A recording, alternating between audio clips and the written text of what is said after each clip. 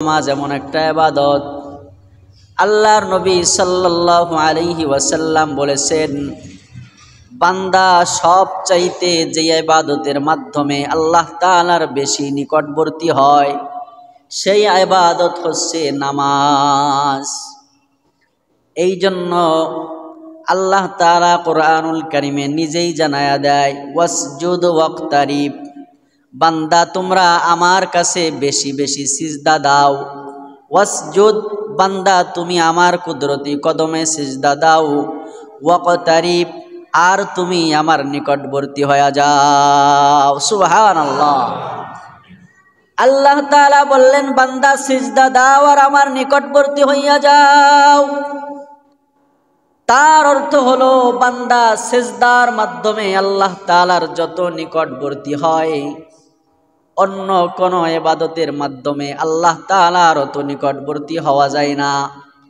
আর নামাজের মধ্যে এমন কোন রাকাত নাই যেই রাকাতে দুইটা সিজদা নাই, ঠিক কিনা জোরে কন? নামাজের মধ্যে এমন কোন রাকাত নাই যেই রাকাতের মধ্যে দুইটা সিজদা নাই। বান্দা নফল নামাজ পড়ুক আর ফরজ নামাজ পড়ুক আর ওয়াজিব নামাজ পড়ুক, যেই নামাজই পড়ুক না কেন, বান্দা যত রাকাত নামাজ পড়বে অত রাকাতের মধ্যে দুইটা সিজদা আছে না নাই? এই জন্য আল্লাহ বললেন, ওয়াসজুদ ওয়াক্তারিব, ও বান্দা আমার কুদরতি কদমে সিজদা দাও।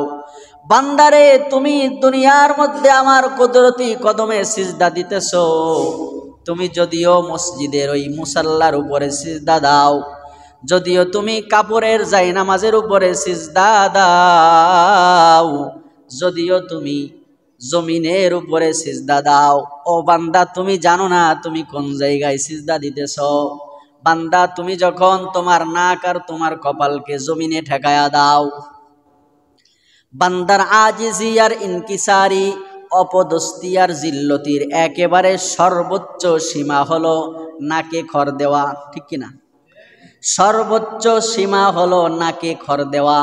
এই জন্য আমরা ছোটবেলায় দেখেছি, যখন ছোট কোনো বাচ্চা কোনো দুষ্টামি করে, দুষ্টামি করার পরে, অন্যায় করার পরে তার অভিভাবক যারা আছে তারা বলে, ওরে নাকে খড় দেওয়া হোক। কি খড় দেওয়া হোক? নাকে খড় দেওয়া হোক।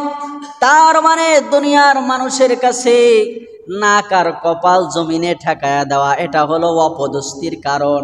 কিন্তু আল্লাহ বলে, বান্দা তোর সমস্ত আমিত্বকে যখন তুই মিটায়া দাও, তোর অহংকারীকে যখন তুই ধূলিসাৎ করে দাও, ও বান্দা তোমার চেয়ারের গরম, তোমার পাওয়ারের গরম, তোমার ক্ষমতার গরম, তোমার কলমের গরম, তোমার টাকার গরম, তোমার সব গরমকে যখন তুমি ধূলিসাৎ করে, তোমার সব মান সম্মান বিটিয়ে দিয়ে তুমি যখন আমি রবের কুদরতি কদমে নাকে খড় দাও, তুমি যখন আমি রবের কুদরতি কদমে পড়ে যাও, তুমি যখন জমিনে তোমার নাক আর কপালটা দিয়ে দাও, আমি আল্লাহ তাআলা খুশি হয়ে যাই।